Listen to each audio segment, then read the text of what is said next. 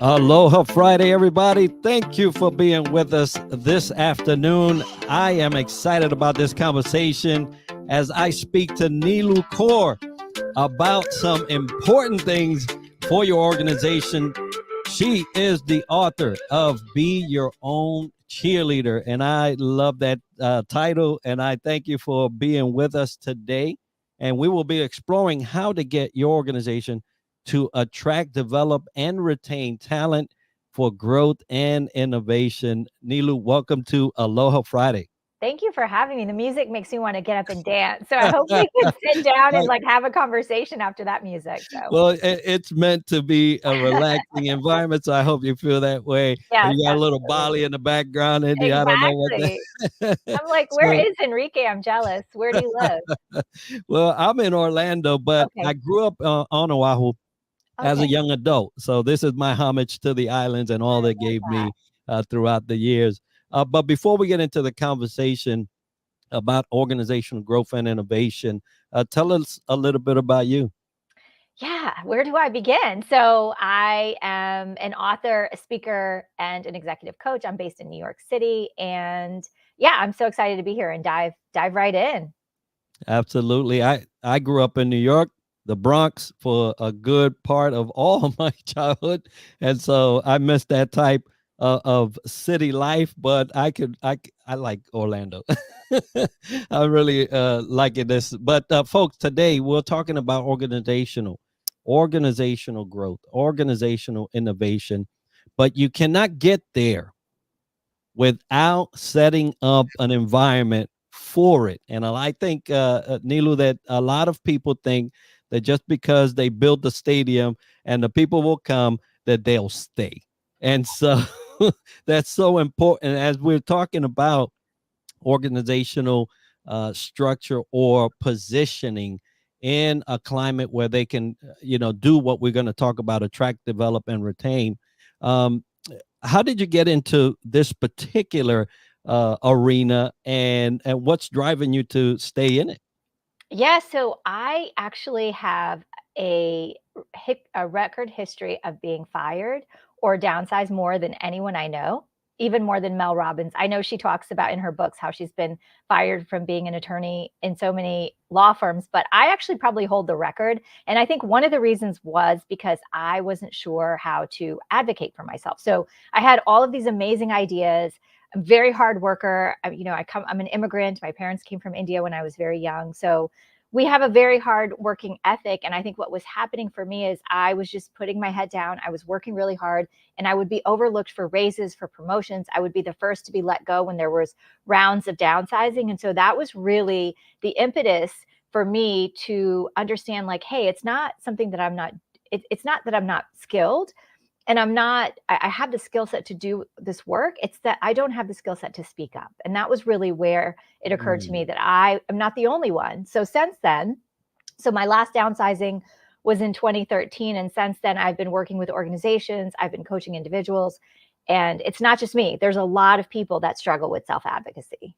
Yeah, I had the fortunate work, I would say, history of serving in the military. That's not that much downsizing, or at least that it affected me. I was able to stay in 26 years, serve and retire, and that was a good run for me. But I know that we only represent 1% of our population at any given time. So 99% have to deal with what you're talking about.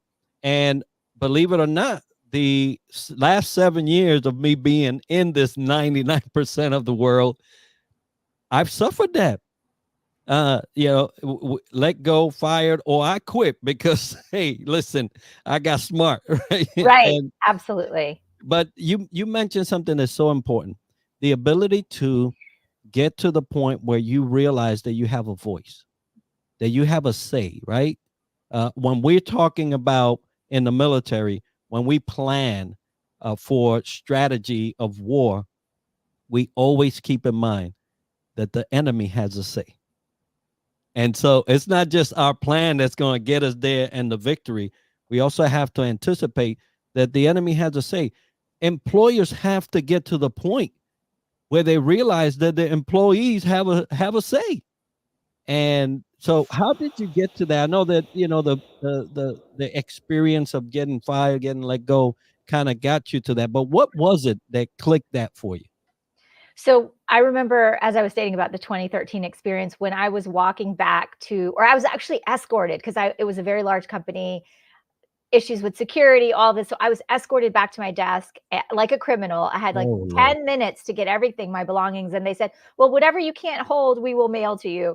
So I was escorted back, and I just scanned the room. And when I looked across the room, I noticed the people that were still in their chairs were those that were the loudest people in the room. They would always take credit for their work and other people's work, and they just knew how to self promote. And I said, there is some big gap that I just, at that moment, I didn't realize what the gap was. I knew that there was some issue. There was something that I needed to uncover.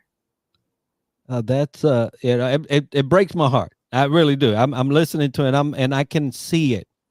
What a traumatic experience to go through, uh, and then realize that the only way to survive that experience is to be those that were loud, were taking credit for other people's work, it just they knew how to game the system. Right. Right. And a lot of us that come from backgrounds that are high on honor and ethics and humility, we tend to suffer for the good. That's just how it says. You suffer because you don't know how to play the game, and it's unfortunate. I'm not one, and I won't. I'm not one to promote playing the game, because you lose a lot of, you lose a lot of yourself when you do that, or maybe things that you hold near and dear. So I would never tell somebody, hey, maybe you should, but you do have to learn how to be strategic. Yes. And you do have to learn how to position yourself. So so you suffered this traumatic experience. I felt it. I felt it too. And in fact, I think one of the things that's coming up for me is to share something that's the basic tenet of my book is that those of us that come from collective cultures. So there are many cultures that are very group based, very we based. So those are Asian cultures, Latin cultures, African cultures, Arab cultures. There's many cultures where people don't feel comfortable raising their hand and saying that I did that, because we were taught to keep our head down. I know that's the case in the military. It's very we focused. There are extreme introverts that just feel like I will put my head down, I will do this work, and my work will speak for itself. And that's not the case. And so I agree with you. I don't want to make people feel like they have to step on other people's toes. But what I say is that there's a dial that we can play with. So on one aspect is the we dial, and on the other side of it is the I dial. And North America, corporate America, is very individual based. So if you're in a performance review conversation, you have this dial, you are still authentically you, and you just say, okay, in this situation, I'm going to use more of the I language. I'm going to talk about myself, my accomplishments, everything I did this year, that basically why I deserve this raise or this promotion. And then when you're in a team environment, and you're brainstorming and you're trying to do things as a collective, that's when you use more we language, our shared goals, our deliverables. So you are still authentically you, whatever culture, wherever you come from, whether you come from the military, whether you're neurodivergent and you don't feel like you can speak up, whether you're extremely introverted, whether you're Asian or South Asian, these things are not inherently taught to us based on the culture we were raised in. So just know you can go into those conversations and there's a dial you play with. I'm still Neelu. I just adjust based on who's across from me. And I love that. Know the tool you have at your disposal at any given time, and when to ingest the I Yeah. versus the we. Yeah. And that is so important, especially when you're having conversations about your career progression, right? Normally, I would, and I'll tell you, I just had that conversation not too long ago, right? And this afternoon, I'll have a meeting about it. But there was an opportunity for me to ingest the I, and I have to be able to be confident enough to understand that unless no one's going to represent me like I Absolutely. can represent me, right? And so I have to have that conversation in my pocket to be able to bring it out when it's needed. Not all the time, obviously, because then you become an I person all the time. People don't like it, believe me. Exactly. But No, then you're just obnoxious and right, you come across like arrogant. No, no, no, I'm not saying that at all. I'm saying contextually, you have to be able to adjust. And that's part, I guess if you go back to the term you used, that's part of playing the game, right? In the sense that you strategically use the I and the we where based on who's in front of you. I love it and I support it. It goes to your book, right? That be your own cheerleader. And we'll talk about that here post the topic that we're going to cover. So let's talk about, hey, folks, you got to know how to fend for yourself, right? We always say it, especially in entrepreneurship, nobody's coming for you. You got to learn how to do it, but do it wisely, do it strategically. So that's one thing.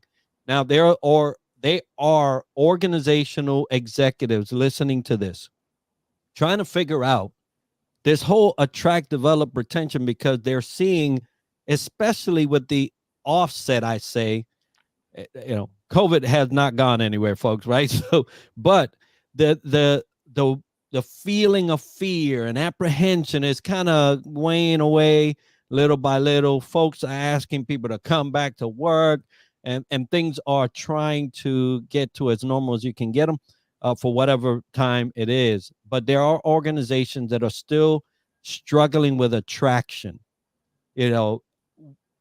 And I'll tell you right off the bat, if the what we went through and the realization that a lot of people came to from the pandemic era, you can't address folks the same as you did before.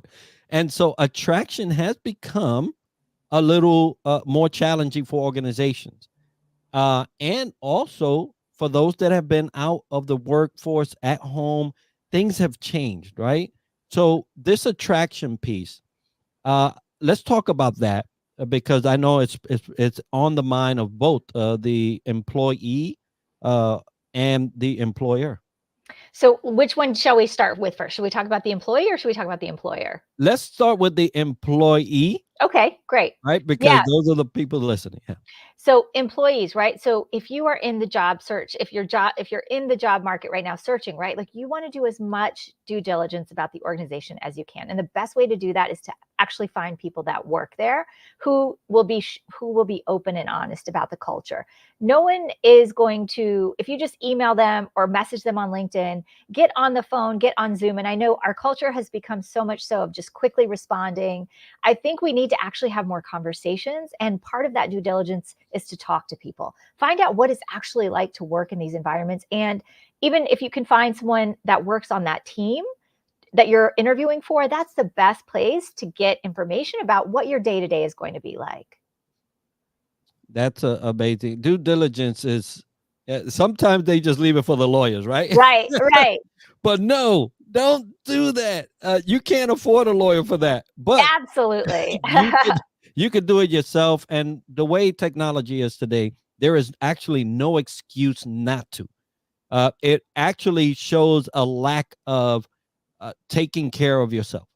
And if you don't do it for yourself, then how can I expect you to do it for anybody else? Due diligence is the key to ensuring that what time you're going to invest in hunting down this job, applying, going through it, it's worth it. And you can actually find out through due diligence that, hold up, I didn't think that I didn't know that. No, that's a no, we can't do it. And so I've done that many a times and have weeded out companies that and otherwise would have took up a lot of my time for me trying to just get a job. So please do it. Now let's talk about the employer. Right. So, your analogy about the stadium, right? And people, I think it was something about coming in and watching a sports Yeah, stadium. Right? let's build it and they'll come, right? Yeah, exactly. But let's say hypothetically you're at a game and the people around you, they are just negative. They're bringing you down. You probably won't stay. Even if the game is amazing, let's say you can't move seats, so you're just going to leave. And the same thing applies to organizations. if your manager is not, people don't leave jobs, they leave their managers, let's be honest. And there's research that indicates that. So I think the onus is on organizations to develop the leaders and managers to create these safe, psychologically safe spaces for people to bring up issues that they're faced with. And so oftentimes managers or leaders, or you're at a specific role or seniority in the organization, and then you get training. No, what I'm saying is let's start training the managers as soon as they move from an individual contributor to a management role. They need training in order to learn how to create these safe spaces. I don't think people will stay in organizations if the mission is great, the vision is great. It doesn't matter. If their team sucks, they will leave. And that's a fact. Yeah. That's a fact. And especially with, like I said, the newfound knowledge that employees have now, that they don't have to really put up with that, that I could actually go to somewhere else and get something that I need that will serve me and will serve that company. And so a great point there. Attraction also has to do with what you have in the future for your employees. I love that that the Navy, like I served in the Navy, so I'll talk about them. They have a process. It's the professional qualification standards, right? These PQSs are something that you in your current position are filling out and getting signed off through your next position.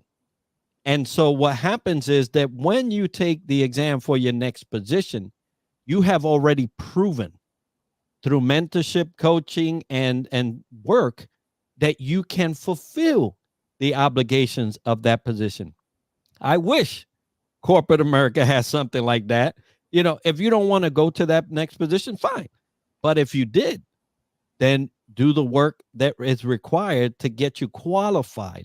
And it's something that I wish corporate would introduce. It would be nice. I think that's such an excellent point about, so oftentimes, specifically with technologists, any sort of technical role, the assumption is that you are really technical, you're great at your job, so you're going to get a promotion. And then all of a sudden, magically, you're going to be an amazing people manager. But there's like a disconnect. You are very specialized in one thing, coding or software development. It doesn't mean you're going to be an amazing manager. You do need training in order to do that. And so if you are stepping into that role, it's the onus is on the organization to make sure you are skilled up enough to provide psychologically safe spaces for your team members. Absolutely. Now, one thing is to attract, and they come in. We were just talking about these qualification standards, maybe bringing in some training for leaders, things of that nature. So the development piece is often mishandled. Let's just say that. Yes. We have so many opportunities to get our people trained, and a lot of times, what I've seen in corporate settings is that we'll just punch the just check that mark. Yes. Right? Hey, HR said, did we get it? Okay, check it next. And so how have you seen that? Right? That's just been my observation. And what can we do better? Because I mean, it's really not working. Yeah, it's funny you say that. It boggles my mind. I work a lot with consulting companies, and I used to many years ago, I used to be a consultant. And so I remember that, you are client facing when you are out in the field and you're at a company and you're representing, say, Deloitte or Ernst & Young or whoever you're working for, and you don't have the skills to represent Deloitte or Ernst & Young, you are essentially diminishing the brand of that organization. So it's like, you would think that those organizations would really make it a priority that you are representing them in the way they need to be represented. And I just find it not being the case. And so it always boggles my mind when you have client-facing employees going out there representing you. It's like they should be the first on your list to develop. And so there's this big gap I notice. there's a big communication gap. Like they are not comfortable being in sales roles or in business development roles, and yet they're put in that situation and they're representing the organization, the consulting company that they're working for. So it always boggles my mind. So I'm with you on that. There's a disconnect. And I think one of the things we can do is we have to raise our standards, right? Like we have to make sure if you are in these types of roles, you have the communication skills, you have the rapport building skills, you have the influencing skills, because that's what you need in order to represent a large company that you're going through, right? So I think it always surprises me that training is sort of thought as an afterthought. And it's like, no. Development of your people who are out there representing you should be on the forefront of your mind. I think you just painted the perfect picture for any organization to reconsider how they are developing their people. All it takes is one of that diminishing the brand, Right. in a very important setting. And oh boy, I I hate to You could see it go lose $1 down. million. You could lose a multi-million-dollar contract based on one analyst that said something incorrectly or said something that offended the client, right? And in this environment that we're in, we have so many things to consider. We have pronouns, we have all of these things that could totally offend the client. So you want to make sure that not only just regular basic leadership development skills, but also inclusivity skills. How do you be inclusive of everyone around you? So when this is not raised as a priority, I wonder, there's something missing. There's just a big gap in sort of the idea of the development piece. Yeah, I think that just organizations get, tunnel vision on the profit, Correct. and they lose sight of the little intangibles that can actually derail you, right? How do you move a ship off its course? It doesn't take much. One shift of that rudder, as minimal as it may be, has already guaranteed a different outcome. So just think about it. Yeah, I'm very nautical because that's my history, but Yeah. it is. That's how that works. So development is important. Development of your leaders, development of employees, the development of your brand, right? Absolutely. And how you kind of guard that is so important for organizations. So let's say, hey, we got the right people, they coming in, we're taking care of business, development is happening everywhere you see, and they're still leaving. Retention Yes. is probably one of the biggest things that we have had to struggle with in terms of organizations since the pandemic, especially on the onset of people coming to the knowledge of, oh, I don't have to put up with that. Right. So how can I, number one, as an employee, how can I uh, ensure that I'm retained? Because you gotta, you don't want to have to go through that experience of being escorted in one way or another. Right. How can I make sure that I'm retained? And then we'll talk about the organization keeping the folks. Yeah. So again, let's go back to that we versus I dial. So you want to make sure your ideas are, it says like it is Neelu's idea or whoever's idea, right? Like you want to make sure you get credit for your ideas. You want to make sure you speak up in meetings, you raise your hand, you have to be visible. So even if you're an extremely introverted person, you don't feel comfortable speaking up in groups, this is where you have to flex, right? Like you have to sort of step out of your comfort zone, because the assumption is if I don't hear your voice, I don't know what you're doing, and you become sort of invisible in a way. So we want to make sure that you speak up, that you, if someone interrupts you in the middle of a meeting or a sentence, that you gracefully jump back in, right? Like these are some of the things I talk about in my book. It's like, how do we jump back into conversations? Women are often silenced. Someone will step in, take their idea. And there's research that proves that, right? So we want to learn how to gracefully jump back into conversations. We want to gracefully take credit back if an idea has been taken from us. Like, actually, no, I said that earlier in like 20 minutes ago, or however you want to reframe it. But the idea is that you are constantly your own cheerleader, because nobody else will be your cheerleader. I had a situation, but I'll give him credit, Master Chief Schaefer. I was a newly, selected and pinned chief petty officer. And in one of his debriefs to me, we have to do an evaluation across from E67. He says, "Hey, Enrique, I noticed that you have a lot on this evaluation of things that you did, Hmm. but nobody knew about it. So it never happened." Exactly. And I'm like, "What? Hold up now. No, it happened. It happened." He goes, "Yeah, but you don't tell anybody." And so we're oblivious. And all we see is a person that comes into work and a person that leaves work. And that hit me so hard. I often I say he created a monster because after that you can shut me up. But but he had a point. My upbringing was you don't toot your own horn. Absolutely. You let somebody else do that. Well, guess what? That's somebody else too busy tooting their horn, so, Exactly. so they can't toot yours. Exactly. Or don't toot your own horn because your work will speak for itself. And that's not how it works in corporate America. It really doesn't work that way. And so, yeah, I mean, it may feel viscerally uncomfortable to you because you don't do that or you're raised in a culture where that's not okay. And so I say, practice everywhere you can. So the way you are in one instance is how you are in other instances.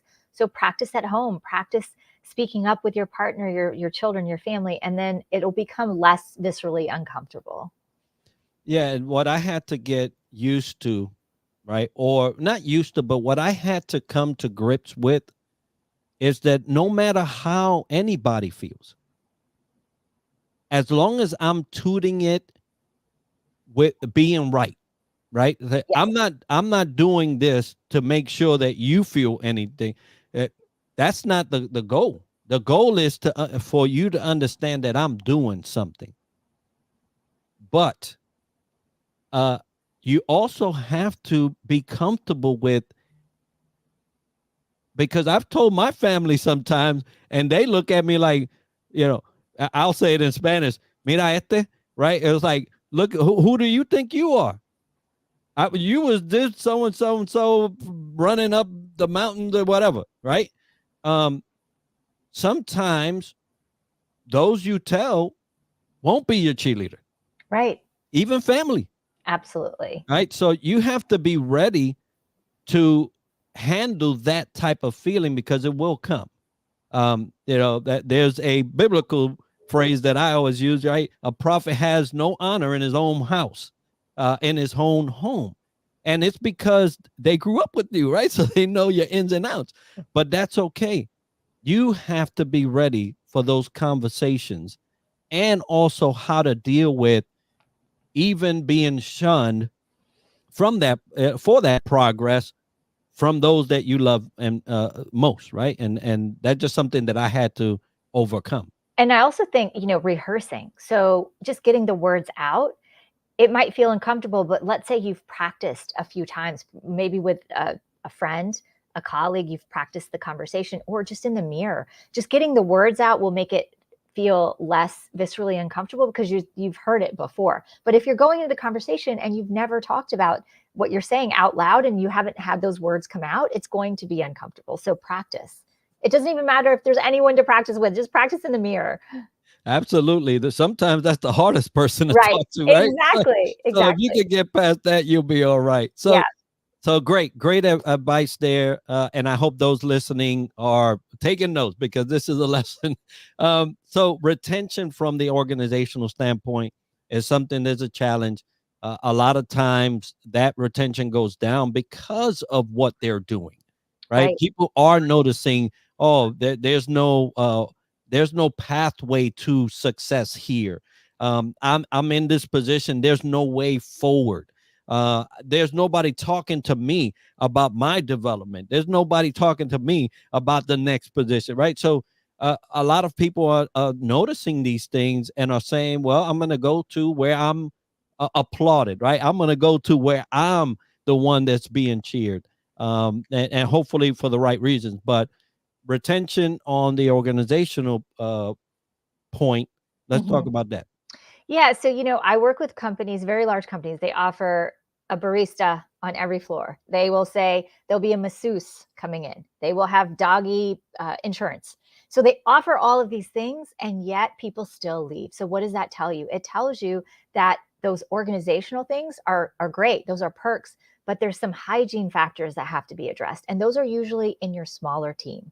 So again, I feel like it falls always on who's managing you and what type of relationship do you have with that person. And the onus is, it's a two-way conversation. It's a dialogue. So you as the employee want to create a rapport and a relationship with your manager. And the manager needs to have the skills in order to develop and retain that individual. So it's a two-way dialogue. I think organizations need to place more emphasis. Not, I mean, yes, offer these great perks. These are great, but like it really comes down to that person's day to day and who are they, their team and their manager. And so you start small and you work your way out towards the onion of like, you know, it's the individual, the team, and the organization. And we have all of these perks organizationally, but if the environment in the team is toxic, that person will leave.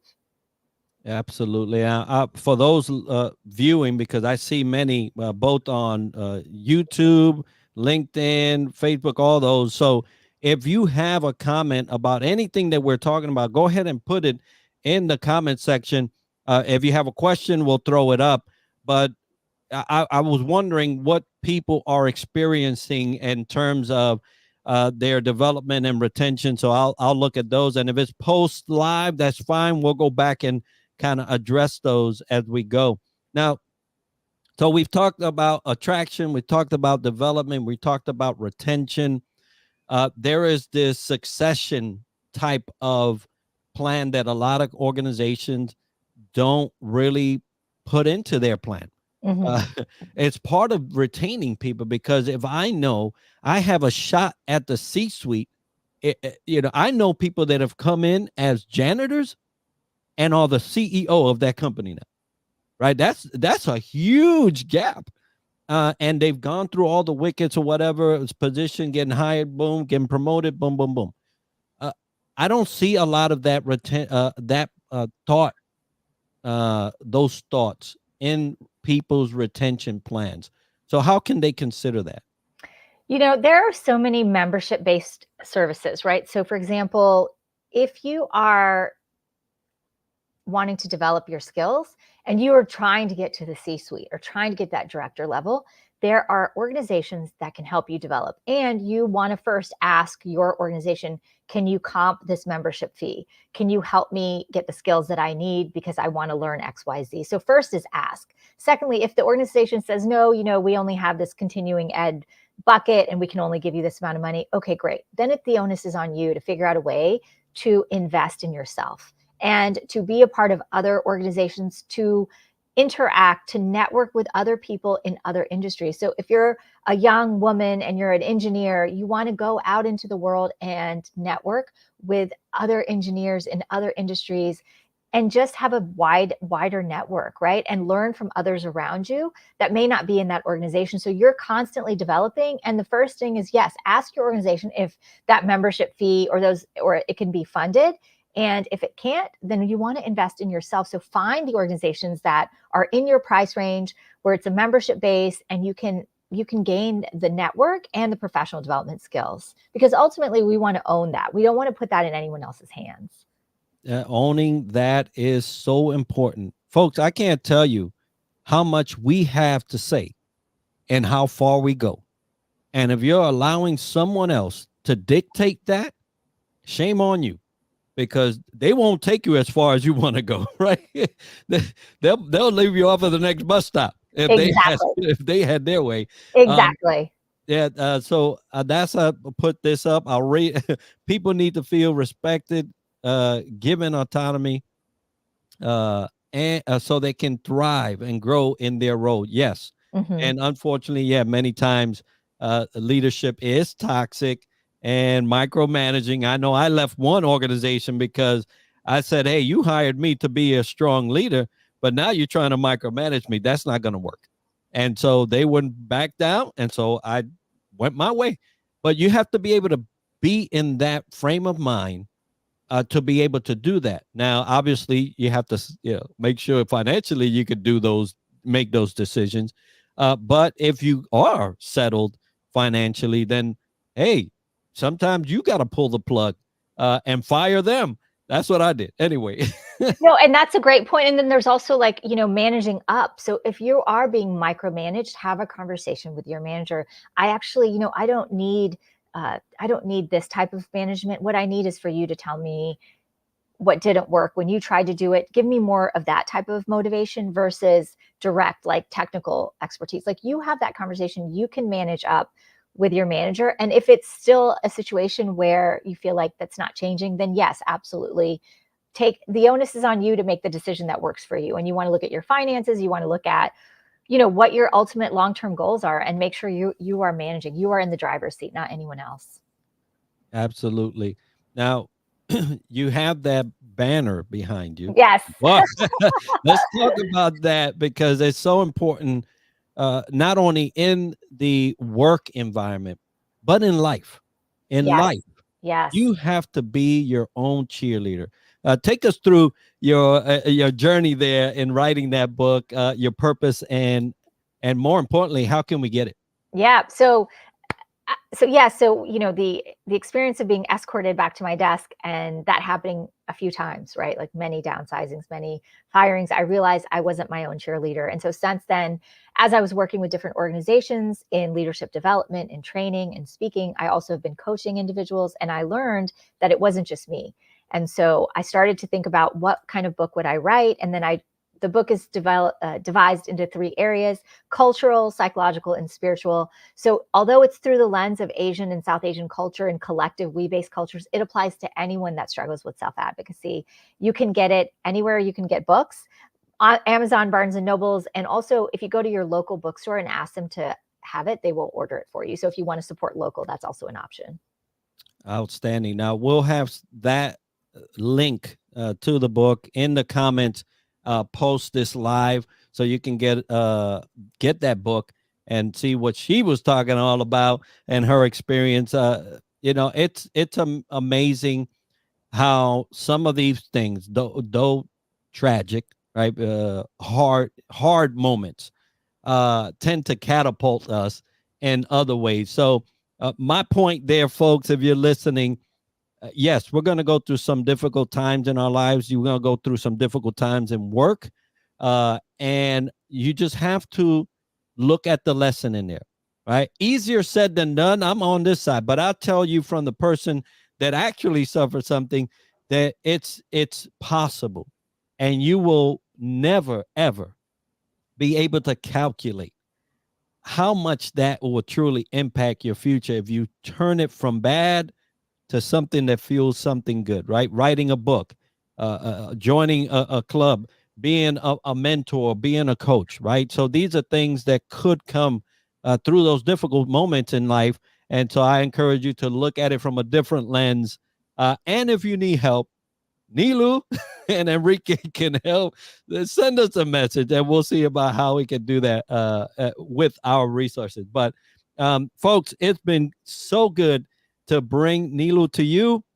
And I hope you've enjoyed this conversation. Neelu, thank you for all you do in organizations, in your business, in with your book. I hope there's probably another one coming down the road, I hope. Yes, we're figuring it all out. All right. Yeah. Well, we'll be out on the lookout for that, folks. Thank you for being with us. This is Aloha Friday Live, and I just want to remind everybody that we are on the hunt for 600 on our YouTube channel. If you go to @DTLW Podcast on YouTube, you'll find our leadership channel where we have over 200 guests that have come through sharing their wisdom throughout their years, some books, some giveaways.